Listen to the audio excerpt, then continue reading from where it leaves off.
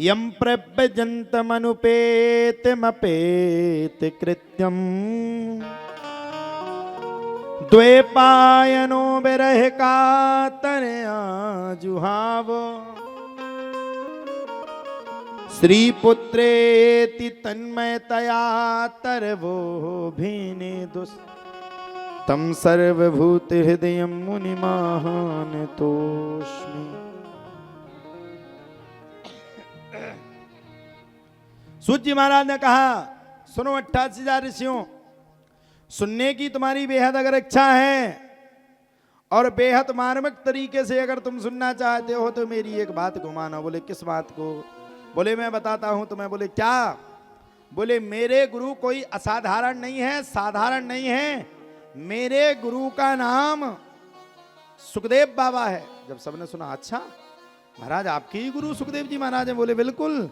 बोले आपके ही सतगुरुदेव हैं? बोले बिल्कुल, इसमें कोई डाउट नहीं है।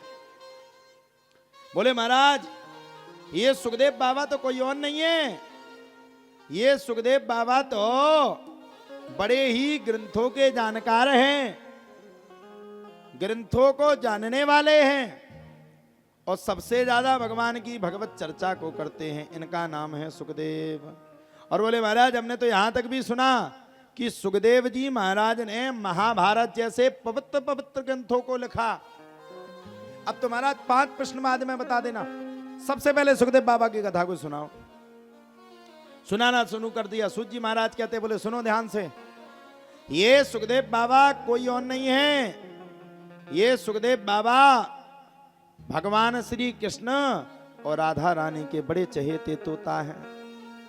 भगवान श्री कृष्ण और राधा रानी के प्रति बड़ी इनकी श्रद्धा है, बड़ा इनका महान भावता है और भगवान श्री कृष्ण और राधा रानी को ये बड़ा भारी विकट मानते हैं। और ये गोलोक में रहा करते थे। ये कलविंक नाम के तोते थे पूर्व जन्म में। भगवान श्री कृष्ण और राधा रानी को बड़ा प्रेम करते थे, अपार दृष्टिकोण से प्रेम करते थे, बड़े मन से प्रेम करते थे। एक दिन भगवान श्री कृष्ण ने कलविंक नाम के तोते को बुलाया, इधर आओ भैया। कलविंक ने पूछा, बताओ महाराज आदेश करिए। बोले कलविंक आज हमें तुम्हारी जरूरत यहां नहीं है, अब तुम्हें पृथ्वी लोक में जाना चाहिए। कलविंक ने मना कर दिया, ना महाराज हम नहीं जाएंगे पृथ्वी लोक। पूछा क्यों? अब बोले महाराज नहीं जाएंगे, हमारा मन है, हमारा मन स्थिर चित्त नहीं है, हम नहीं जाएंगे। बोले क्यों? बोले पृथ्वी लोक में जाओ, पत्नी आ जाती, बच्चे लग जाते, घर परिवार लग जाता, उसी में बीते रहो। बताओ, कलविंक पृथ्वी लोक में आना नहीं चाहते और हम लोग पृथ्वी लोक से जाना नहीं चाहते हैं? जितने बूढ़े होंगे उतनी डाई करेंगे। मैंने आपके ऊपर नहीं कहा तो आप जाए पूरे पुराण ना ही बन गए। जितने वृद्ध होंगे उतना ही जीने की उम्मीद रखेंगे। हमने एक बार हम ट्रेन से चले आ रहे थे, 3-4 काकी थी हमारे साथ। लाला, ओ लाला, 3-4 काकी थी हमारे साथ। काकी जानते हो, माताएं। हम ऊपर वाले केबिन में लेटे थे, वो नीचे थी, थर्ड एसी में आ रहे थे। वो चर्चाएं कर रही थी। उनने एक दूसरे से पूछा, बोले तू कितने की? सबके दांत गिरे थे, दांत सबके खल्लास थे, हवाई हवा आती थी। अच्छा दांत निकल जाए तो हवाई तो बची और बचा का है अंदर। तो बातें चल रही थी। उन्होंने पूछा तुम कितने की हो? तो जिससे कहा से बोली हम तो वो ही होंगे 25 से 30 साल के। हमने देखा तो हम सो रहे थे, तो हमने तुरंत चद्दर उठाया, हमने देखा 25 से। और ये दांत, उसने पूछा दांत कैसे टूट गए? वो तो मिठाई ज्यादा खाते थे सो टूट गए। और बोले हेकला क्यों रही? बोले हेकला इसलिए रहे क्योंकि बचपन ही से ऐसा हुआ। हमने देखा, हमने फिर से गौर से देखा, खाल तो गुड़िया नहीं थी। दूसरे से पूछा तू कितने की? बोले मैं 20 ही साल की। और वो थी कम से कम 70 साल की। तीसरे से पूछा, बोले तू कितने? अरे बोले अब मैं क्या बता दूं, मैं तो बहुत ही कम उम्र की। इतने में उतरे हम नीचे। बोले बेटा तुम कितने साल के हो? हमने कहा अभी हमने जन्म लिया ही कहां है। हमने कहा हमने जन्म कहां लिया अभी? बोले फिर कहां फिर रहे हो? हमने कहा ट्रायल करने आए हैं। बोले क्यों? हमने कहा जब तुम 70 की होके 25 बता रही तो हम 20 के होके क्या बता दें? अरे बोले नहीं, हम तो ऐसी अवस्था हो गई। हमने शर्म करो, शर्म कर लो, भगवान का भजन, बुढ़ापे में फिर रही हो बालों को रंगे, चलो। तब वो अम्मा बेचारी शांत पड़ गई, हाथ में आ गए जाले और बाल हो गए काले, और फिर भी बन रहे हैं हम दिल वाले हैं। ये सब चीजें छोड़ करके, ये सब चीजें नहीं होना चाहिए। हमें क्या करना चाहिए? भगवान का भजन करना चाहिए।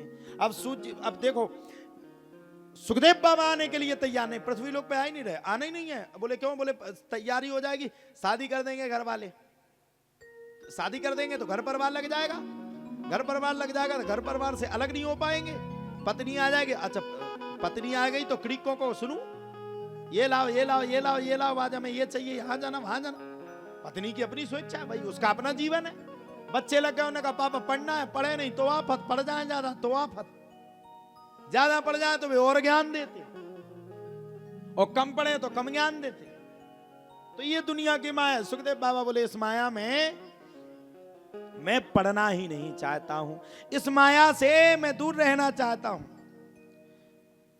सुखदेव बाबा ने जब कहा कि इस माया से मैं दूर रहना चाहता हूं, तब तो भगवान ने कहा मेरा आदेश है, पृथ्वी लोक तुम्हें जाना पड़ेगा। सुखदेव बाबा आ गए, पृथ्वी लोक में आए, तोती के गर्भ में अंडा के रूप में जाकर के पलने लगे। और जब सुखदेव बाबा अंडा के रूप में जाकर के पलने पुसने लगे, अंडा के रूप में पलने के बाद सुखदेव जी महाराज अंडा के रूप में पलने लगे।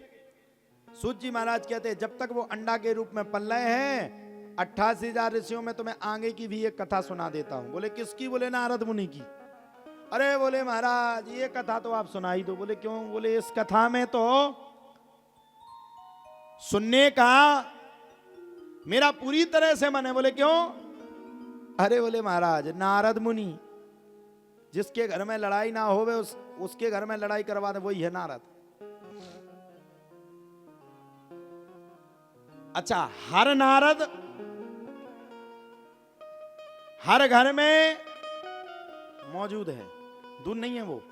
हर नारद हर घर में मौजूद है, उल्टे सीधे कान भरे। अब नारद मुनि ने भी क्या किया, एक दिन गए भगवान विष्णु और माता लक्ष्मी की खूब भयंकर लड़ाई करवाए। माता ये तुम्हें चाहते नहीं, तुम पूरे दिन सेवा करती। माता एक दिन गुस्सा हो गई, मैं भगवान आपके प्रति रहूंगी नहीं, मैं आपसे दूर रहूंगी, बिल्कुल मुझे जरूरत ही नहीं। भयंकर लड़ाई हुई, भयंकर लड़ाई हुई, भयंकर लड़ाई हुई, भयंकर लड़ाई हुई। होते होते होते होते होते एक दूसरे की बोलाचाली बंद। बाद में पता चला लड़ाई किसने करवाई? बोले नारद ने। बोले बात किसकी थी? बोले किसी की नहीं।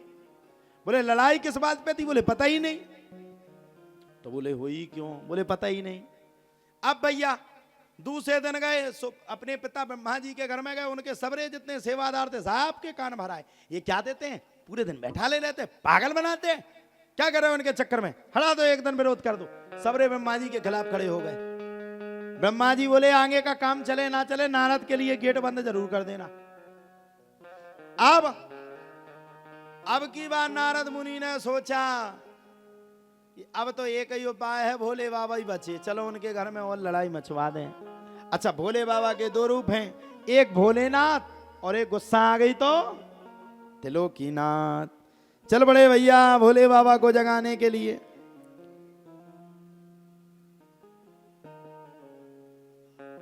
अब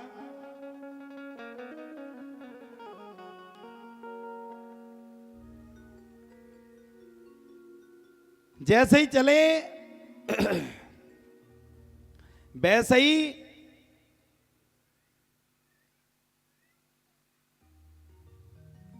चले वैसे ही भैया बड़े प्रेम के साथ जैसे ही चले वैसे ही पहुंच गए। और पहुंचे जैसे ही तो वैसे ही बैठ गए। अब बैठ करके देखा, अब अंदर तो जा नहीं सकते, भोलेनाथ तो बड़े तेज हैं, उनके पास कौन जाएगा, मन्ना थोड़ी है किसी को। अच्छा, किसी के सामने किसी की पत्नी को भड़काओगे तो वो छोड़ थोड़ी देगा।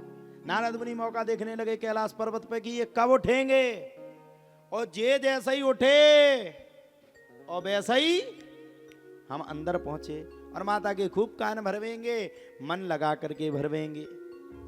चल बड़े जैसे ही चले, चल करके जैसे ही पहुंचे और पहुंचे सो अंदर घुसे, और अंदर घुस के बड़े प्रेम के साथ भोलेनाथ को देख, भोलेनाथ जैसे ही बाहर पहुंच गए सो वैसे ही पार्वती मैया के पास पहुंच गए। पार्वती ने देखा, रे नारद, बड़े दिनों में आए हो, क्या चक्कर है? और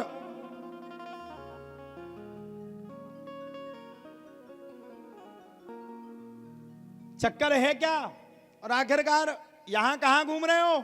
नारद मुनि ने कहा, महाराज अब क्या कह दूं, कहां घूम रहा हूं, आजकल तो मैं देवताओं के यहाँ आने ही जाना बंद कर दिया। अब तुम काहे को जा रहे हो? तुम तो सब जगह जा रहे हो, लेकिन कोई तुम्हें बुला नहीं रहा।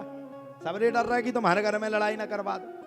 पार्वती मैया ने बोला कि भैया कैलाश पर्वत पर क्यों नहीं आते हो? अरे बोले आजकल सब झूठ बोलते हैं। पार्वती का दिमाग खराब, अरे यहाँ कौन झूठ बोलता? अरे बोले यहीं तो सबसे ज्यादा झूठ बोलता। बोले कौन? भोलेनाथ। बोले हाँ। अरे बोले क्या बात कर रहे हो, ये बात तो तुम्हारी झूठ है। बोले क्यों? बोले इसलिए झूठ है इस बात का, मैं दिल से सपोर्ट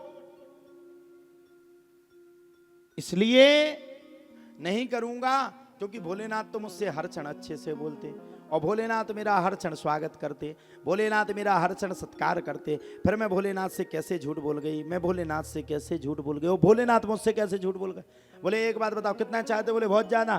बोले कितना प्रेम करते? बोले वंदे देव उमापतिम स्वर्गुरुम वंदे जगत कारणम वंदे पन्नग भूषणम मृगधरम वंदे पशूनाम पतिम वंदे सूर्य शशांक वैन नयनम वंदे मुकुंद प्रियम वंदे भक्त जनाश्रयम च वरदम वंदे सबम शंकरम। मेरे अलावा भोलेनाथ किसी से प्रेम कर ही नहीं सकते हैं। तो बोले एक बात बताओ मैया, सब बात बताते? बोले हाँ। तो बोले फिर एक और बात बताओ, भोलेनाथ के कंठ में जो मुंडों की माला है वो किसकी है? अब तो दिमाग खराब, यही बात तो पता नहीं थी। और किसी पत्नी से कह दो कि क्यों रात के टाइम वो व्हाट्सएप चलाते और आपको बिना बताए चलाते, छत पे जाके चलाते, किससे बात करते हो?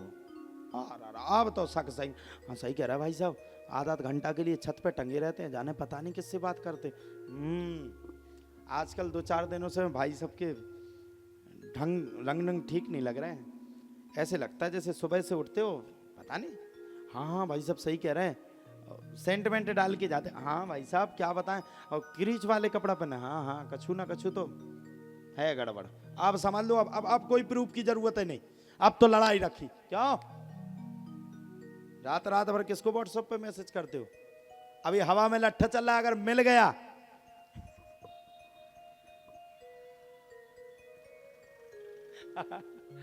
अरे वाह वाह।